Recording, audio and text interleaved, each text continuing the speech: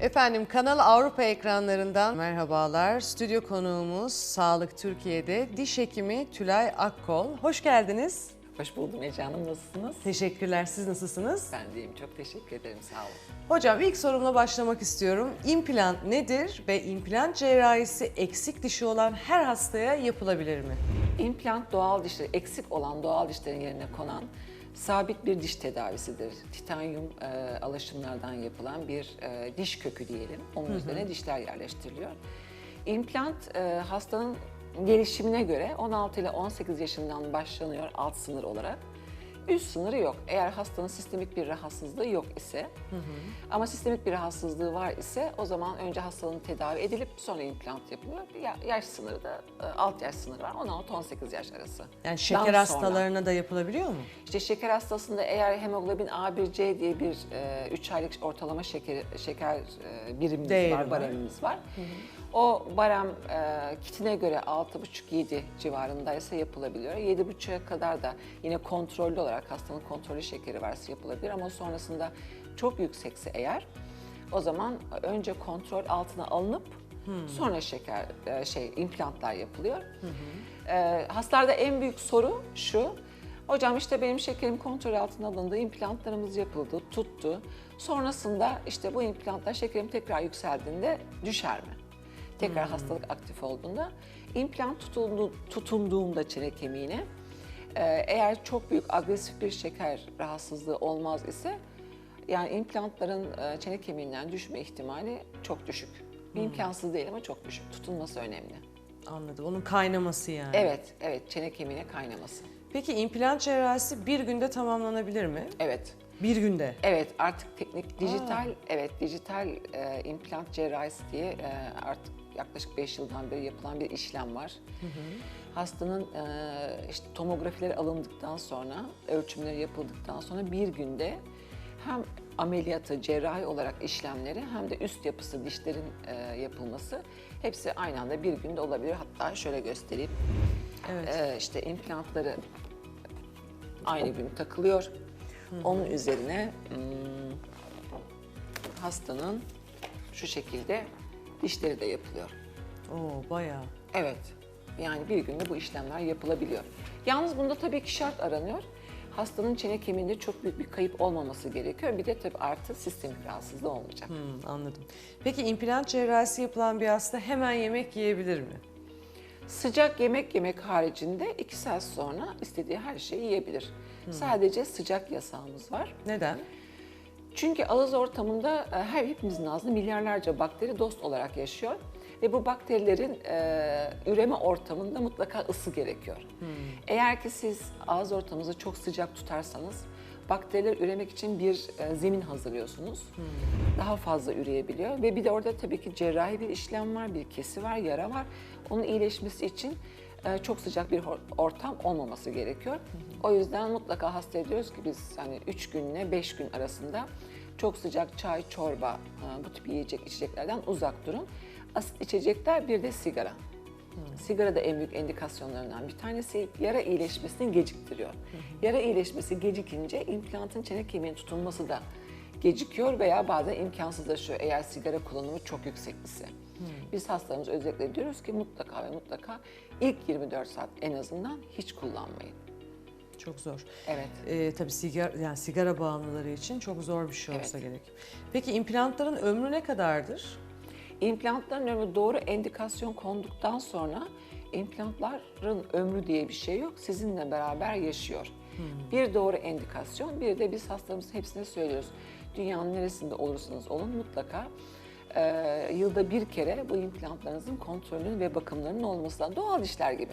Eğer doğal dişlerinize bakmazsanız bu dişlerin ömrü azalıyor. Aynı şekilde implant, eğer siz bakmazsanız, implantlarınızın bakımına gelmezseniz tabii ki implantlarınızın ömrü boyu değil. Ama yani doğru endikasyonla ve bakımla kesinlikle implantlar sizle beraber yaşar. Ben hatta diyorum hastalarıma 100 yaşınıza kadar yaşasanız da bu implantlar veya üstü implantlar sizinle beraber bir ömür devam edecek. Peki implant bakımı nasıl olur? Yani o dişi çıkartıp bakımını mı yapıyorlar? Şimdi sabit dişlerde genelde tabii ki sabit tercih ediliyor. Kemik miktarı yeterliyse sabit dişlerde işte vidalarla tutuyoruz biz implantları üst protezlerini hastanın. O vidalar ufak, çok küçük 1-2 dakikalık işlemle biz çıkartıyoruz. Onların işte anahtarları var, özel anahtarları. Altta kalan implantın boyun kısımlarını temizleyip işte çeşitli solüsyonlarla yıkayıp protezinin bakımını yapıp tekrar takıyoruz. Yani yaklaşık yarım saatlik bir işlem bu. Öyle çok uzun süren bir işlem değil. Peki zaman içerisinde yapılan implant kemik erimesine sebep olur mu? Doğru endikasyon ve doğru protezi koymadıysanız olur. Eğer doğru hastada işte yapılması gereken 4 implant, all on 4 dediğimiz bir implant sistemi var. 4 implantla tüm ağzı, yani tüm ağzı yani tek çeneyi dişlendirebiliyorsunuz. Hasta eğer çok büyük bir cerrahi işlem gerekmiyorsa. Şimdi bu tip implantlarda sadece birer tane kanat atılması gerekiyor arka dişsiz bölgeye. Eğer siz implanta fazla yüklerseniz, işte kret dediğimiz çene hattından dişleri geçirmezseniz, yani implantın üzerine gelecek olan dikey ve yatay kuvvetleri fiziki kural olarak doğru vermezseniz, implantlarda yaklaşık 2 sene içerisinde boyun rezorpsiyonu dediğimiz boyunda erime oluşuyor.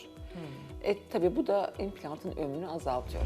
Sadece implantı doğru cerrahi olarak koymak önemli değil. Önemli olan onun üzerine koyduğunuz protezin de implantın üzerine gönderdiği yükü doğru olarak göndermesi gerekiyor ki implantınızın etrafındaki kemiği kaybetmeyelim. Peki her halükarda çene kemiği hasar görüyor mu? Yani Sonrasında mı? evet, sonrasında yani her implant yapılsa da, hani doğru implant takılsa da az da olsa çene kemiği hasar görüyor mu? Geri Hayır. dönüşülmez hasarlara yol açıyor mu mesela? Hayır. Eğer fiziki kurallar, şimdi şöyle söyleyeyim, bir kemiğe implantı koyduğunuzda, doğru endikasyonu, doğru implantı doğru çapta ve boyda koyduğunuzda tabii ki cerrahi işlem sonrasında yaklaşık bir yarım milimlik bir kemik kaybı oluyor. Bu herkeste olur. Yani doğru endikasyon olsa da. Ama üzerine doğru protezi koyduğunuzda vücutta bir rejenerasyon ve işte yapım ve yıkım olayı var. Sonra tekrar onu yavaş yavaş kendisi o yarım milimlik kemiği dolduruyor. Ama üzerine koyduğunuz protez yanlış bir protez olacak olursa o yıkım devam ediyor. O zaman implantın çevresinde kemik kaybı tabii ki çoğalıyor ve 5-6 sene sonra implantı kaybedebiliyorsunuz. Peki neye göre değerlendiriyorsunuz doğru implant olup olmadığını? Ağız yapısına göre Şöyle, mi, diş boyuna göre mi? Ağız yapısına göre de biz yani bu sıradan bir işte röntgen, böyle bir panoramik röntgen artı hastadan bir tomografi rica ediyoruz öncelikle. Hasta bize başvurduğunda. Tomografi ne için? Çene kemiğin 3 boyutlu görünümü. Bu 2 boyutlu röntgen. Tomografi de 3 boyutlu. Şimdi burada sadece bu şöyle göstereyim. Bu röntgende sadece çene kemiğinin yüksekliğini görüyorsunuz. Evet. Bir de bu çene kemiğinin kalınlığı var. Tomografide kalınlığını da görüyorsunuz. Şimdi implantın diyelim ki boyu 12 milim, buna göre yetiyor. Ama şimdi hasta geldiğinde ağzını açıyor ve bıçak sırtı gibi incecik bir kemik oluyor. Kalınlığını göremediğimiz için tomografide de kalınlığını ölçüyoruz. Çünkü hasta ağzını açtığında biz röntgenine bakıyoruz, diş etinde böyle gayet kalın bir kemik görünüyor. Daha aşağıda daha ince bir kemikle karşılaşıyoruz. Bunu da tomografiyle, yani ameliyata girmeden önce neyle karşılaşacağımızı görmüş oluyoruz. O yüzden bizim için daha güvenli bir cerrahi oluyor. Başlamadan önce hastaya anlatıyoruz. Şu kadar, eğer ince bir kemik varsa şu kadar kemik kalınlığı oluşturacağız sizde. Ek kemik yapacağız. Onu soracaktım. Evet. Mesela hani hastada öyle bir yeterli kemik yapısı yoksa o ek kemiği nereden temin ediyorsunuz vücudu? Şimdi otojen kemikler var, bir de yapay hasta, yani daha doğal anlatayım, daha işte yapay kemikler var. Eğer hastanın ağzında herhangi bir bölgesinde, bu çene ucu olabilir bizim tercih ettiğimiz, bir de arkada 20 yaş dişinin olduğu bölgede oralara implant koymadığımız için oralarda yeterli kemik varsa bizim tercihimiz otojen, yani hastanın kendi kemiği. Çok daha iyi tutunuyor, implantı daha iyi besliyor. Canlı bir kemikle besliyorsunuz çünkü. Ama hastanın gerçekten bazen, işte hasta yaşlı, çene kemiği erimiş, arkada kemik yok. O zaman tabii ki yapay kemikler kullanıyoruz ve bunları hastayı başta işte tomografilerle, röntgenlerle, ağız içi muayenelerle bunu anlattıktan sonra hastanın bir de kan tahlili istiyoruz. Evet, hastanın bilmediği bir rahatsızlık olabilir implant yaptıracak olan kişinin. O ana kadar teşhis edilmemiş bir rahatsızlığı olabilir. Bizim rutin kan tahlillerimiz var. Bu radyokolojik tetkiklerden sonra bir de rutin kan tahlillerini istiyoruz. Sonra hepsini, işte onlar zaten bir gün içerisinde çıkıyor. Ertesi gün tekrar çağırıp hastayla oturuyoruz. İşte sizin şurada şu kemik kaybınız var. İşte kan tahlilinde eğer B vitamini, D vitamini veya kalsiyumda bir eksiklik var ise onlara çok yüksek bir eksiklik var ise önce tamamlayıp sonra cerrahiye geçiyoruz. Eğer hani tolere edilebilir bir yükseklikse artı cerrahiden sonra vereceğimiz ağrı kesicilerin yanına D vitamini, kalsiyum ve C vitamini ekliyoruz. Bunu yurt dışı hastalarında nasıl yapıyoruz? Zaten onlar bize röntgenlerini ve tomografilerini oradan gönderebiliyorlar. Ağız içi görüntülerini gönderebiliyorlar.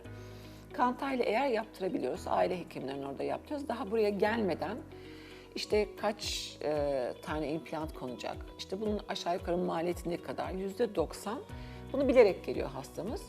Bir de en önemli şeyi belirtmek istiyorum. Ben sağlık turizmi akreditasyonlu bir hastanem var benim.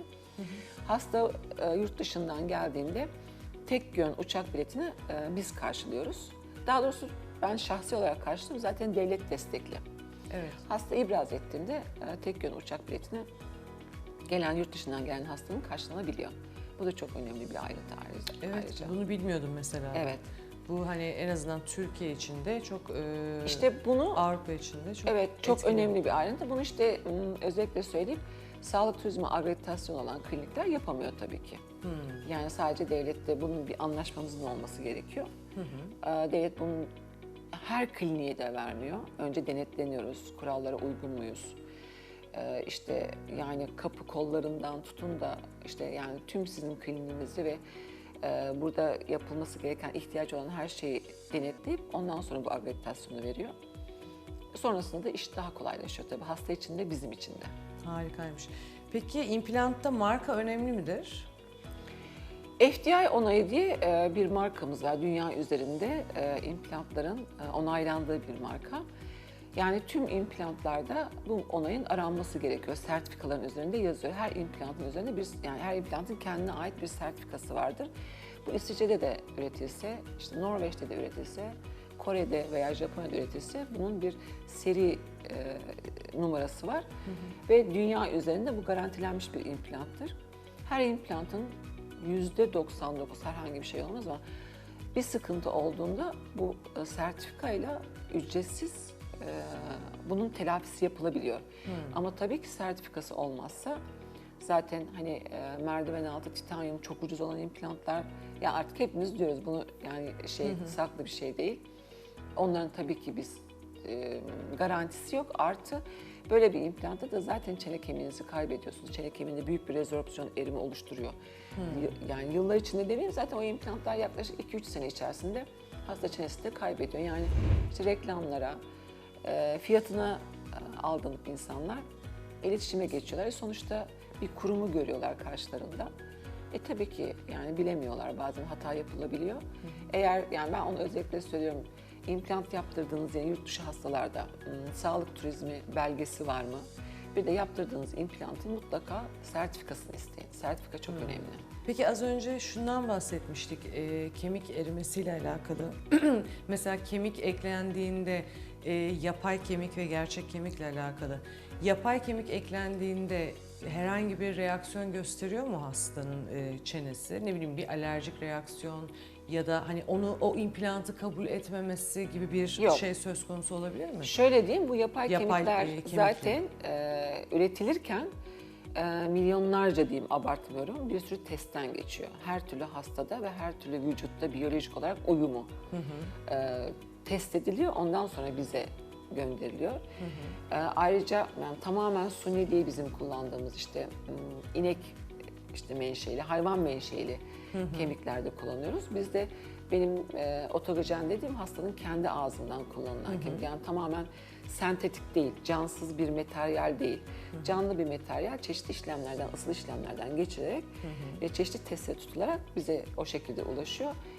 Bize ulaştığında eğer ki bir reaksiyon yaratıyorsa o hastanın biyolojik, sistemik bir rahatsızlığıyla alakalıdır. Sağlık Türkiye'de diş hekimi Tülay Akkol konuğumdu. Programımız devam edecek.